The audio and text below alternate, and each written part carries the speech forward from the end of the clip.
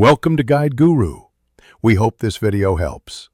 You start by gathering essentials: the device model, OS version, warranty status, and a clean workspace.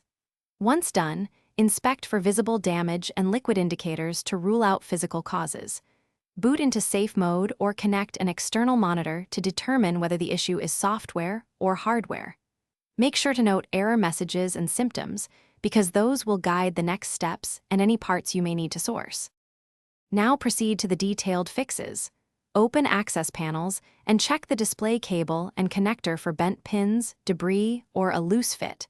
Tighten or reseat as needed.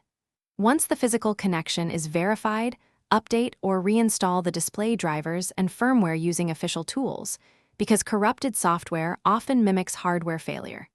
If the backlight or LCD still fails, prepare to replace the backlight or panel, but only after confirming connectors and power delivery are correct to avoid wasting parts. Finish by reassembling the device carefully and testing with a full power cycle before sealing any adhesive. This verifies the repair worked under normal conditions. If you still see flicker or lines, swap in a known good cable or panel to pinpoint the failing component.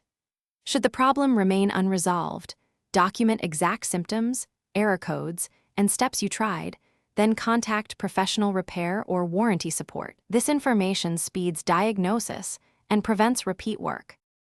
Thanks for watching. Consider subscribing if we helped you today.